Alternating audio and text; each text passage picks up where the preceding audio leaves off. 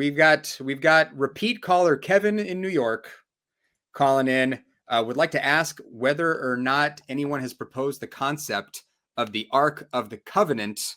Wow, I don't even know what that means. I am familiar with Indiana Jones, so the concept of the Ark of the Covenant is I've thought about it. So, Kevin, what do you mean by the concept of the Ark of the Covenant, Kevin? I'm sorry, not the concept of the Ark of the Covenant, but the content of the Ark of the Covenant. Oh, the content of the Ark of the Covenant. Okay, what about it? Yeah. Before I dive right into it, I really want to stress the point that it's important to throw out any theological framework that's been built up thus far. It doesn't matter which denomination that we're talking about, because whatever one you bring up has barriers in which they're afraid to step out of the boundaries of. Well, it kind of does matter. Well, but so when you talk about the content of the Ark of the Covenant is specifically something that's in the Hebrew Bible, the Old Testament, or the Christian Old Testament. And I'm not aware. So first of all, what are the contents of the Ark of the Covenant, and how can you know that? Well, the contents of the Ark of the Covenant, it has been written about, and there's only 3 items in the Ark of the Covenant. Kevin. But I'm yes. asking what the contents are and how you know that. The contents are the broken tables of the law, which Moses had, the staff of Aaron, the brother of Moses, and the jar of manna that the people had collected when they were out in the desert as their only source of. So got it. So those are the contents. How do you know those are the contents?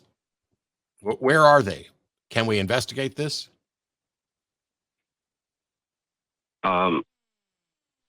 Yes, we can investigate it, because my argument is that these 3 things are, in my opinion, God enduring to prove that He exists in a 3-fold aspect. Kevin? Now, I'm asking how we can investigate the actual contents of the Ark. Do we have the Ark? Do we know where the Ark is? How would we find out what's actually in the Ark?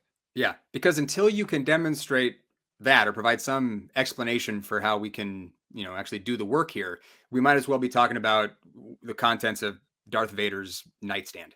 Right, because even if you presented a box made of shittim wood, and inside was a broken tablet, a piece of wood, and a jar with something in it, that still doesn't mean that it's the tablets that Moses had. It doesn't mean it's the staff of Aaron. It doesn't mean that it's a jar of manna.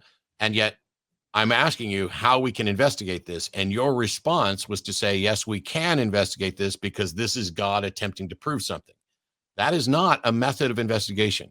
What method can we use to investigate the contents of the Ark of the Covenant? In my opinion, it's not something that everybody can go and investigate, because.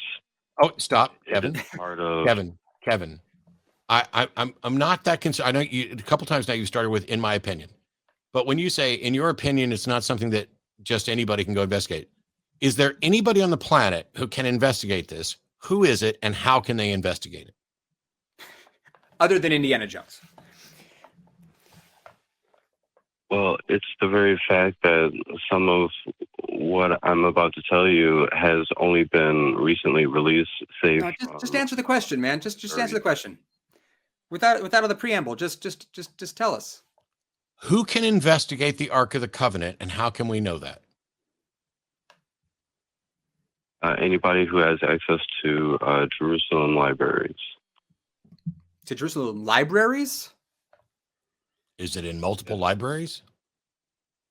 Oh, I'm sorry. Not Jerusalem libraries, but Vatican libraries. I'm sorry. Vatican libraries. Do you have access to these, Kevin? Have you investigated the Ark? No. Then I'm not interested in anything else you have to say. Yeah, and how would we know if anybody else did? I mean, you're saying you alluded earlier to how you think that the contents of the ark point to some greater truth about who God is. But as far as we can tell, it's just a story. I mean, without getting into the whole thing about the Exodus being a fable, I mean, it's a myth. It'd be like if someone was talking about the contents of Darth Vader's nightstand and being like, well, by looking at that, there's a picture of Amidala in there and, Obi-Wan's bracelet, and it tells us something about who Darth Vader is. I mean, it's a story. I mean, sure, the storyteller could be trying to tell us something about the character of Darth Vader, but it's a story. So how do we go from... I mean, I understand what you guys are saying. It's just that... I don't believe you do. I'm really coming from the point of view that early church fathers and, the scripture such as the Bible, it really shows signs of intellectual laziness because early church fathers, not only back then, but now recently, they were incorrect in their compilation of what is available. But what does any of this have to do with whether or not there was an ark or what we could possibly know about what's in it? If we can't get there, then this call's, sort of dead in the water. Yeah. I mean, if you're going to talk about intellectual laziness, I have my own thoughts about that. Well, yeah. Because most of the theists that call you... No, I'm talking about you. As... Well, yes. That's the thing on which I'm trying to bring an argument that you might not have heard of because you don't have an argument, Kevin. You don't have an argument. You don't have evidence. You are just making claims. And I've asked you, and you're like, oh, there's some people anybody who has access to the Vatican Library can look this stuff up, but you don't know that because you don't have access to that either. I'm fairly confident that when... I don't give a shit how confident you are. I want evidence. Yeah, and what you're going to find in the Vatican Library is going to be more writing about the source material, but the source material is just a story. Yeah. It's really important to know that when this argument is even talked about, most people are only bringing up at least 2/3 of the argument that should be presented. All right, Kevin, you have not presented any argument at all. I'm gonna give you exactly one chance to make an argument, to present an argument. Okay. And if it doesn't come spilling out of you, we're gonna move on to another caller. So go ahead, make your argument. Go. The argument is that the Bible is incomplete without the Apocrypha, which is the third step. And it's not just the Ark of the Covenant, but other things are proving that God has tried to prove to us that he exists in a threefold aspect. And so the Bible is incomplete without the Apocrypha. Okay, so there's an assertion that there's the Apocrypha here. Okay, this isn't an argument. So what I want you to do, Kevin, is to back up and regroup. I want you to, just get on like Wikipedia and look at argument and look at how to structure an argument to go from premises to a conclusion.